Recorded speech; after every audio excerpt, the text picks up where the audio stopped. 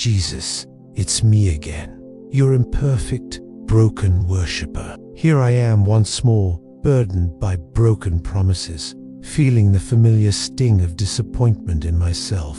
Am I even worthy of making vows I struggle so desperately to keep?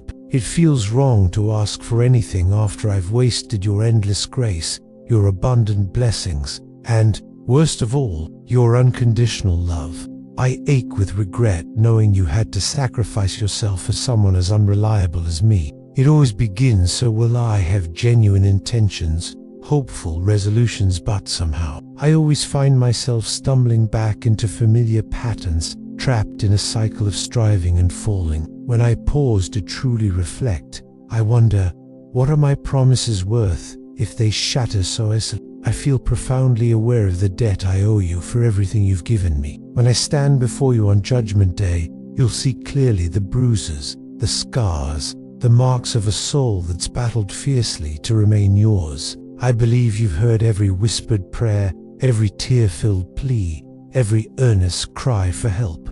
I'm bound to a flesh I continually choose, imprisoned by a mind I struggle to control, led astray by a heart that betrays even itself. My very resistance to sin is evidence that my heart still belongs to you. If my sin ceased to trouble me, that would be the true sign of drifting too far. My relentless love will shine clearly in the triumphs you make possible. And someday soon, I promise, I'll bring forth every beautiful thing you've sown into my heart. Even now, weighed down by shame, I hold on to your forgiveness, trusting you'll see every fruit you've lovingly planted grow within me. I feel the enemy fighting fiercely, hoping desperately I'll fall once more and give up entirely. Yet he doesn't fight for what already belongs to him. There's a part of me that wishes I could hide from you, cloak myself in darkness to shield you from my shame. This ongoing fight reveals my love and devotion not through perfection but through persistence. It's not the one who never falls who demonstrates true faith, but the one who, after each fall, reaches out desperately for your hand. The heaviness of my sins feels like stones pressed against my soul, pulling me beneath the surface,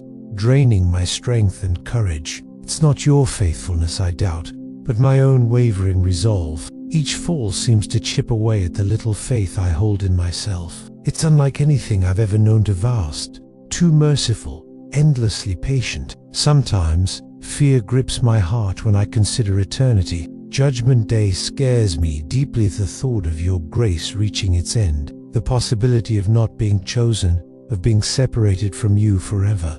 That, to me, would be true hell. I speak words of surrender, but my actions betray a deeper trust in my own flawed strength rather than fully leaning into you. Perhaps this is the war every believer faces, if they're sincerely trying. Maybe my repeated failures due you want to signify the end, but merely mark a critical point in my spiritual journey. Giving up now, worn down by past defeats, would mean losing eternity with you, a price infinitely greater than any temporary shame or embarrassment.